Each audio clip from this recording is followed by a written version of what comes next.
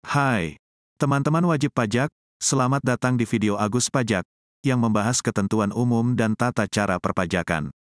Video ke-11 membahas pengukuhan pengusaha kena pajak atau disingkat PKP. Pasal 2 Ayat 2, Undang-Undang KUP mengatur. Setiap wajib pajak, sebagai pengusaha yang dikenai pajak, berdasarkan Undang-Undang Pajak Pertambahan Nilai, dan perubahannya, wajib melaporkan usahanya pada kantor Direktorat Jenderal Pajak, yang wilayah kerjanya meliputi tempat tinggal, atau tempat kedudukan pengusaha, dan tempat kegiatan usaha dilakukan, untuk dikukuhkan menjadi pengusaha kena pajak. Menurut Pasal 45 Peraturan Direktur Jenderal Pajak Nomor per 4, PJ, 2020, mengatur. Pengusaha yang melakukan penyerahan yang merupakan objek pajak sesuai Undang-Undang PPN, kecuali pengusaha kecil yang batasannya ditetapkan oleh Menteri Keuangan, wajib melaporkan usahanya untuk dikukuhkan sebagai PKP. Ingat, dalam ketentuan PPN, semua barang adalah barang kena pajak, dan semua jasa adalah jasa kena pajak, kecuali yang dikecualikan oleh Undang-Undang PPN. Pengusaha melaporkan usahanya untuk dikukuhkan sebagai PKP, dengan mengajukan permohonan, secara elektronik, atau tertulis, serta dilampiri dengan dokumen yang disyaratkan.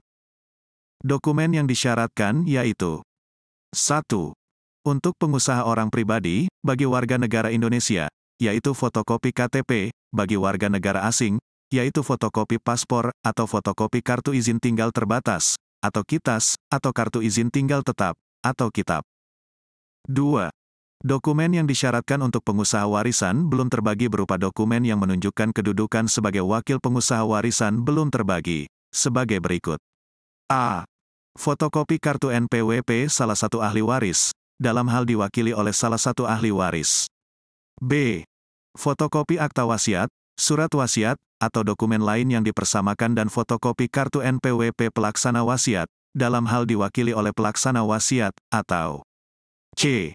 Fotokopi dokumen penunjukan pihak yang mengurus harta peninggalan dan fotokopi kartu NPWP pihak yang mengurus harta peninggalan, dalam hal diwakili oleh pihak yang mengurus harta peninggalan. 3. Dokumen yang disyaratkan untuk pengusaha badan dengan status pusat. A. Fotokopi dokumen pendirian badan usaha, berupa akta pendirian atau dokumen pendirian dan perubahannya, bagi badan dalam negeri, atau surat keterangan penunjukan dari kantor pusat, bagi bentuk usaha tetap. B. Dokumen identitas diri seluruh pengurus, meliputi, bagi warga negara Indonesia, yaitu fotokopi KTP dan fotokopi kartu NPWP, bagi warga negara asing, yaitu fotokopi paspor dan fotokopi kartu NPWP, dalam hal telah terdaftar sebagai wajib pajak.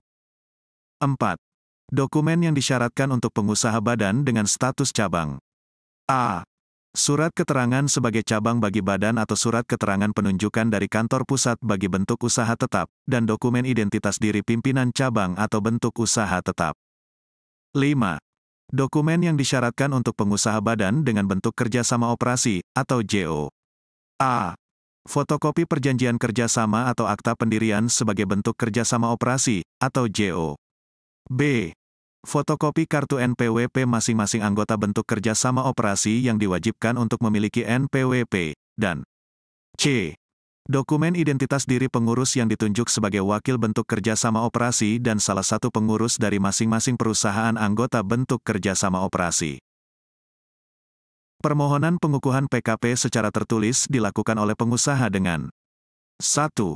Mengisi dan menandatangani formulir pengukuhan pengusaha kena pajak, dan 2. Melampirkan dokumen yang disyaratkan. Formulir permohonan pengukuhan pengusaha kena pajak dapat diperoleh di laman pajak.go.id dan linknya dapat diperoleh di deskripsi video ini.